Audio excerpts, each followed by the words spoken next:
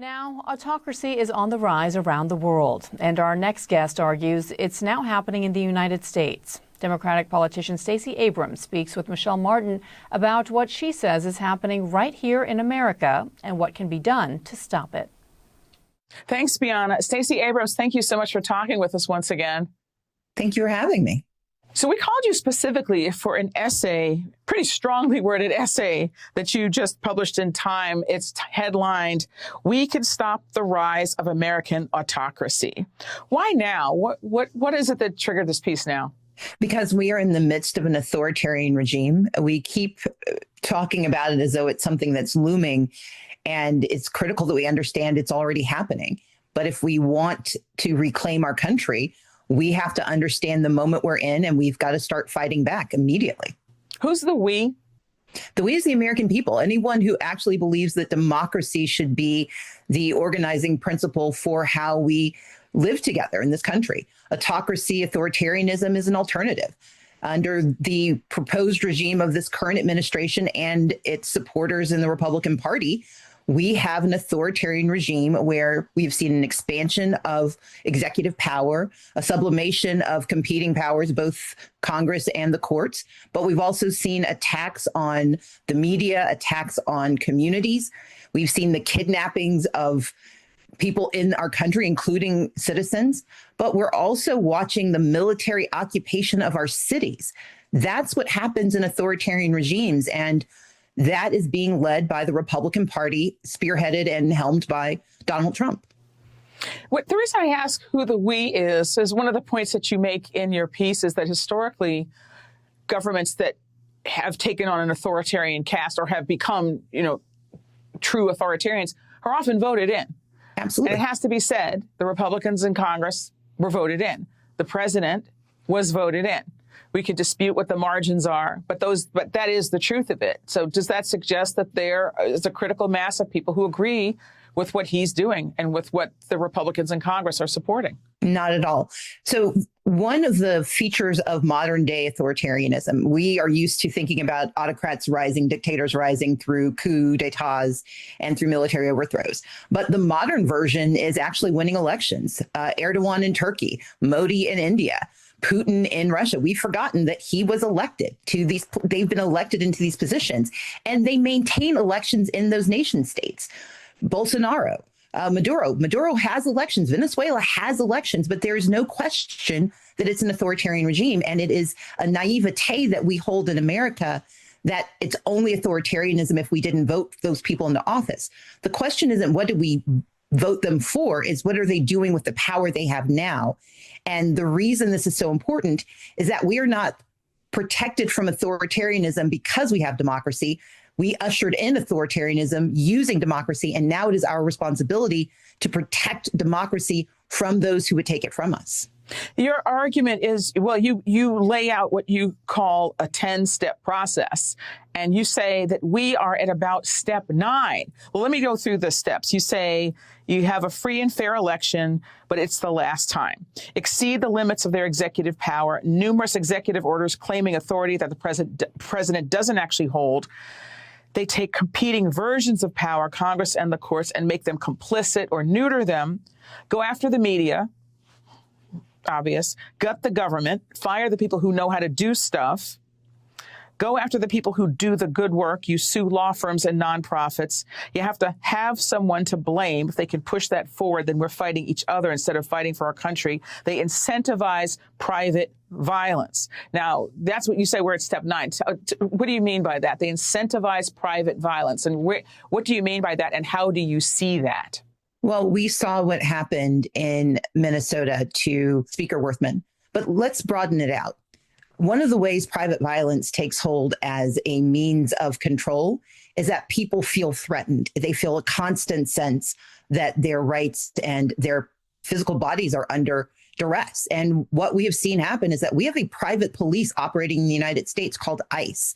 They go around masked. They do not operate under the rules that we understand in terms of due process. They do not have to reveal themselves. They have blatantly opposed actually complying with existing law. And now we have the president of the United States summoning up National Guardsmen. We have had a court in California say, no, you cannot use the threat of emergency or the declaration of a false emergency to justify this occupation. And we are seeing it happen in Washington, D.C. The way private violence takes hold in a tyrannical, authoritarian, autocratic, insert language here, the way it takes hold is because people start to believe they aren't physically safe. And they believe that it is okay to respond to that lack of safety. But you also see people thinking that violence is the way to respond to harm.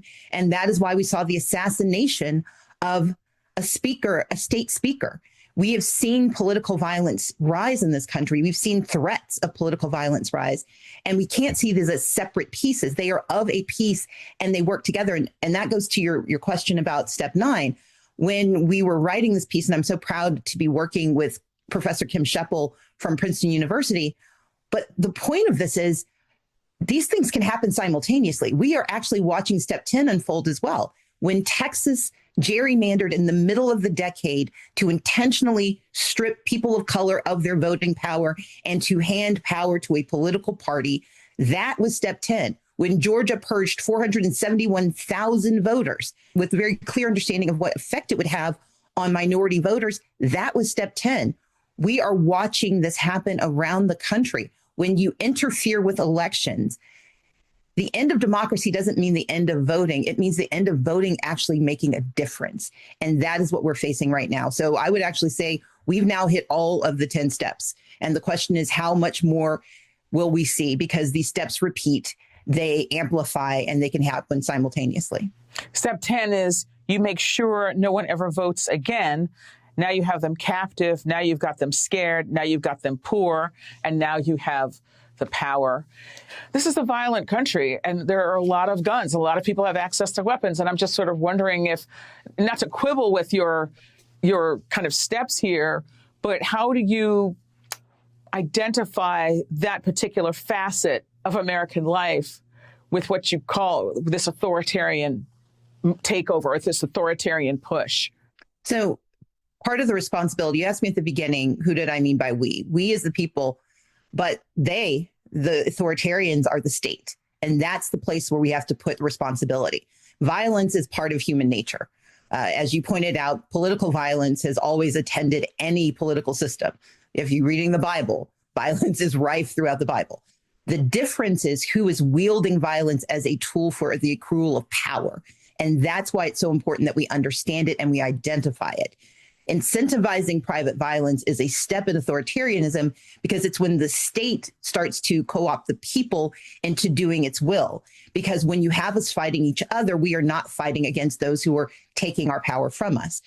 I'm not diminishing how harmful it is and how often we see political violence happening. But what I am saying is that when the state suborns that, when the state incentivizes that, when the state mimics the kinds of behaviors that the people then start to believe are necessary to protect themselves, then that's when authoritarianism has to be rooted out and has to be noted as the cause.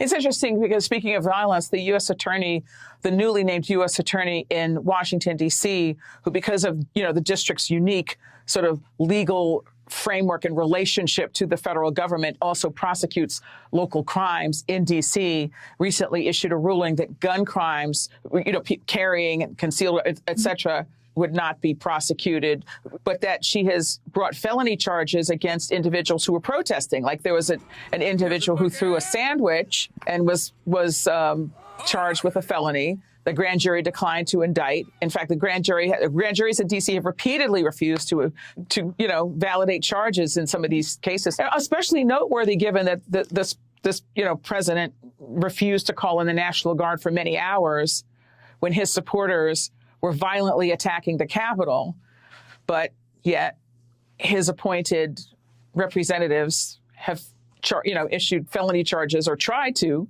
charge people with felonies for throwing a sandwich at somebody. And that's an important distinction.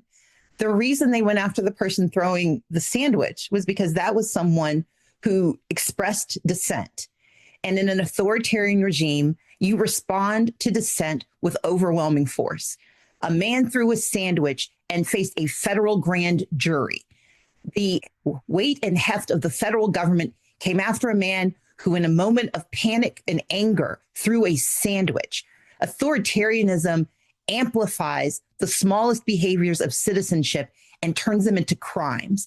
That's important to understand, because if you can go to jail for a sandwich, then how dare you protest in the streets? How dare you take action against? How dare you sue? It's why they defunded public television. You defund public broadcasting because public broadcasting dared to tell the truth. And instead of just being angry and fighting in the court of public opinion, you strip public broadcasting of its ability to do its job. And so it's critically important that we actually look at these small moments and knit them together. And that's why the 10 steps are so important, because we need people to see not these as individual distinct moments, but as part of a pattern of behavior and a coordinated attempt to undermine the democracy of our country and make authoritarianism seem normal. That is not normal. Why do you think it is that, there is supposed to be an opposition party in this country? And in fact, the margins in the Congress are very, very narrow. There were a number of moments where people could have stopped some of these initiatives, for example. I'm just curious why you think it is that they're just, if the situation is as dire as you describe, why more people aren't willing to object or say no? So let's talk about the people in power. The question isn't, are they voting against their self-interest? It's what interests do they hold? If you are Senator Dan Sullivan, who watches his colleague, Senator Lisa Murkowski, go to the floor of the Senate and play a recording of your constituents who were facing a typhoon, a tsunami, and that tsunami warning only came about because of public broadcasting. Lisa Murkowski voted no. Dan Sullivan said, yes, it's true that this will cause them harm, but I'll fix it later. Because his best interest in that moment, his self-interest was power. His self-interest was basically becoming complicit and not offending the authoritarian leader, in this case, Donald Trump. And so we have to stop thinking that self-interest is one thing. If the interest you have is power, then sublimating yourself to this current authoritarian regime feels like not just survival, but it gets you a ticket to the dance. And so we have to understand that those who are elected to represent us will not do so unless we hold them accountable, and not just at the ballot box during midterms, but every single day. But here's the other piece. Holding them accountable does not mean they will be better. There have been protests in authoritarian nations since the moment those autocrats came to power. And that is why the urgency is now. We have not fully fallen. We are in an authoritarian moment, but we are not so far in that we can't find our way out. We have to recognize where we are. We then have to activate ourselves to do something about it. And that's to your point about who's voting for this, who's supporting it. There's a reason that Republicans stopped having town hall meetings, because they didn't want to be held accountable, because they know people aren't happy. And when we see the economy collapse because of rising inflation, rising unemployment, and slowing economic growth, the reason the president of the United States is trying to remove a member of the Federal Board of Reserve governors is because he needs to be able to manufacture an answer to why the economy is not doing as it should. So we have to recognize, we have to activate, and most fundamentally, we have to reclaim our rights as citizens to a country that works for all of us. And ultimately, that's what I want. I'm not here just to harangue the authoritarians. I'm here to call into action those who believe in democracy. And even if you don't think you believe in democracy, if you believe in your right to make your own choices, if you believe in your own freedom and your own power, then we've got to stop those who would take those things from us right now. What about the Democrats in this moment? Yeah. What's their role? And are they fulfilling it? We are in a moment where we are looking for leaders, but I actually believe what we need is leadership. Leaders anoint individual people to make decisions for us. This is a moment where we all have to own for ourselves the role we can play. I am a very proud Democrat. And what that means is that I'm part of a very large party that has multiple roles and responsibilities. We are the minority party, which means we do not have the normal levers of power. But Democrats have to still show that we can deliver. And that means that when authoritarian behaviors impact our people, we've got to do something about it. When people start going hungry, we've got to be there to provide access to food. When people can't get what they need, we've got to help them find solutions. That doesn't mean we can solve every problem, but we cannot bemoan our fates and hold our head in our hands. We've got to do the work. And so what I would say to Democrats is, no, we may not hold the majority, but we are watching across this country as leadership is being shown. Washington, Oregon, and California have said in response to the decimation of the CDC, we're going to provide public health to our people. But also down in small communities, they're doing community gardens because they know that the USDA food that they relied on is no longer coming. We have to, as Democrats at every level of government, show that we understand the problem, that we see the pain, and that we're willing to do something to mitigate it. We can't solve it until we have power again, but we can use the power we do have. Because before we had power, before we had money, we had each other. And Democrats are best when we are doing the work of the people. And before we let you go, I'll tell you one thing that people say to me. Maybe they say the same thing to you, which is, I don't pay attention to the news anymore. It's too depressing. So people say that. They say, it's just too depressing. I just have to focus on my house, my family, my garden, whatever. And do people say that? I'm curious if people say that to you. And if they do say that to you, what do you say? They do. And my point is, do you want to be able to stay in that garden? Or do you want someone who can come along and say that they want your garden for themselves? And there is no one to go, and you can't call the police because they no longer answer to you. You can't call your city council member because they no longer get to make decisions. You can't go to your job because they've decided your job is obsolete, because they've decided that the work you do is no longer valuable to the regime.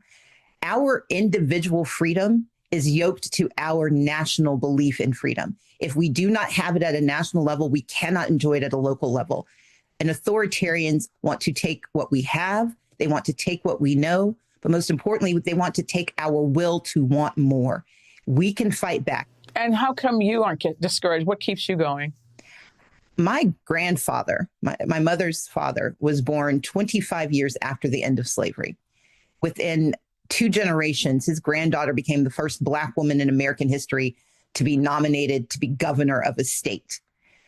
That arc of history tells me that we can hold this country, that even those who were trampled upon did what they could to preserve our nation. It is not that we don't get to be depressed, but we don't get to allow depression to steal our futures from us. They want us to feel broken. They want us to feel beaten. I was raised in a family that has overcome so many odds, but more importantly, they've always believed that despite how little their citizenship was valued, that belonged to them and they were going to use it to its fullest extent. I am here because, and I'm engaged because I want the full measure of my citizenship to be made real. Stacey Abrams, thank you so much for speaking with us. Thank you for having me.